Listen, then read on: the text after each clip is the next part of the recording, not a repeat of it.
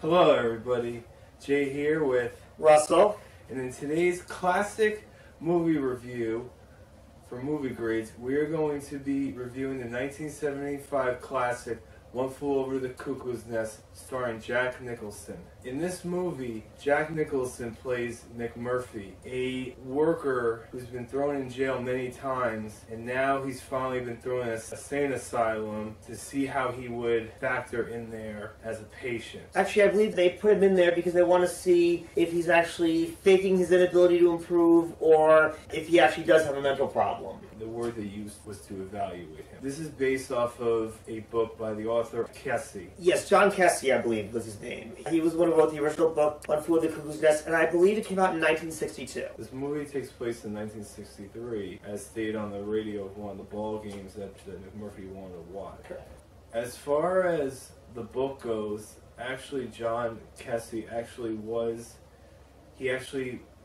went to an insane asylum to see how the patients were. He wasn't inducted, or he wasn't put in there. He just wanted to conduct an experiment on himself to find out how these patients are, to make it more realistic to write his book. And he experimented with LSD and several others. A lot of mind-inducing drugs. Yes. Yes.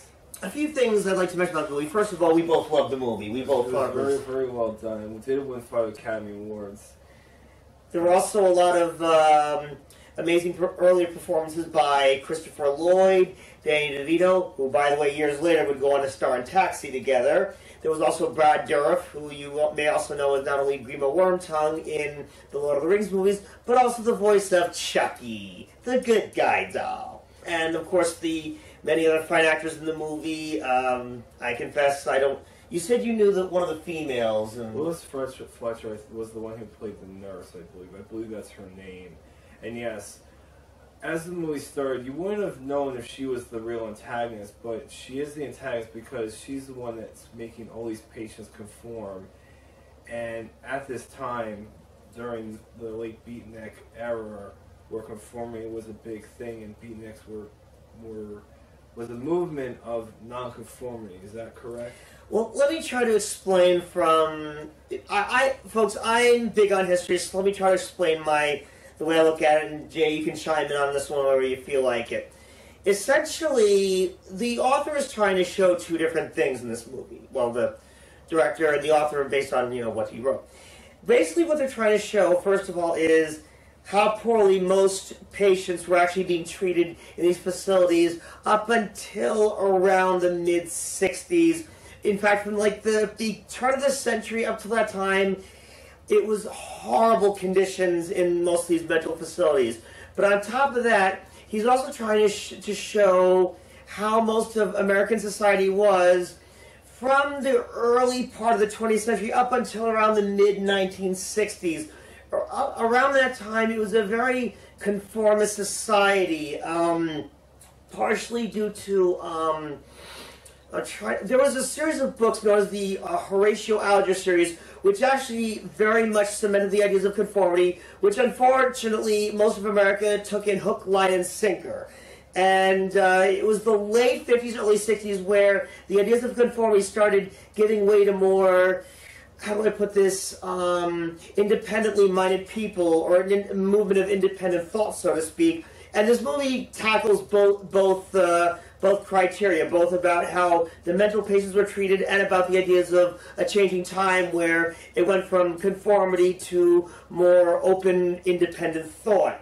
And the whole thing with Nurse Ratched trying to suppress everybody is, first of all, because, again, this was, the changing time with how basically the patients were treated so horribly, and at the time, they didn't really think making people conform was a terrible thing because it was kind of accepted in society, but also because of the idea of in general society, each of the patients in the mental institution was capable of independent thought. There's actually a scene where McMurphy says, "You people are no crazier than half the people walking the streets," and that probably set off something to Nurse Ratched because of the idea in society of, you know, wanting everyone to just do one thing, follow a certain schedule, and beyond that, just shut up. You know, just don't really think independently or do things independently, which is another idea that they were trying to get across. And it's worth noting that this movie came out in the 1970s because that's at the time a lot of independent thought really started coming into American society and started influencing a lot of media. Whereas before then, if you turned to any of the major networks or watched any movies, most of what you saw was a lot of the clean-cut stuff, and you probably see most of it in the movies from that era. Very clean-cut, the way the acting was done, the directing was done. This was the time when a lot of heavy-hitting movies were really challenging a lot of the way people were thinking and everything. Another point I wanted to bring up is that McMurphy, even though he wasn't conforming, he was trying to be an individual. He was trying to make all the other patients find their own individuality as they were to find towards the end. I mean, Billy finally got with a girl, as he said. We tried to get with a girl, but he was too scared. And even though at the end he was technically got with a girl not out of his control, but at least, you know, he got what he wanted. And a lot of the other patients stood up to Nurse Ratched. As we watched about a review on the book, basically about individual rights for blacks and for women, they do show us in the movie, as he wrote in his book, we believe that he showed these individual rights even before the rights were or during the time, either before or during the time they were going to be changed to where blacks and women had the ability to like vote and do whatever men or white men and men in general could do.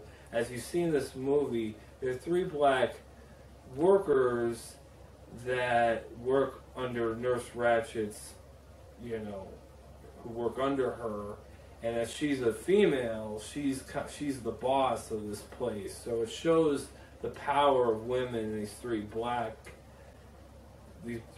folks that they have control of the society until things go out of control towards the end of the movie. It was technically done as supposed to be a role reversal based on how things were at the time. And come to think of it, I mean, to read the book back then and read about 3 powerful black guys under the control of a dominating female nurse, I mean, today it would be like, oh, okay, but back then, that was heresy, okay? You wouldn't even consider something like that back then. Overall, this movie was very well done. It did deserve the nominations. I'm sure what those nominations were, but the 5 nominations is a pretty big thing for movies these days. And I believe they won these nominations too, right? Yes, although I did have a few minor nitpicks. And basically, it comes down to this. I'm a history buff. I aim for historical accuracy and everything. A lot of the hairdos and everything in this movie were actually from the era that the movie came out. The problem is that the movie takes place in 1963, then those hairdos are historically inaccurate. And I'm not just referring to, like, a few of the passerby out in the streets.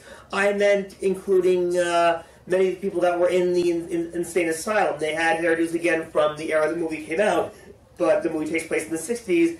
That was my one issue with it. Otherwise, I thought it was beautifully done. The ending, a lot of people said that it was symbolic of Jesus in the way that somebody betrays him, but I didn't see it that way at all. If anything, I thought it was very beautiful what the character does, and there was a symbolism behind what that character does. In general, just like Jay, I thought the movie was fantastic. Very hard-hitting. Something I really had to think about.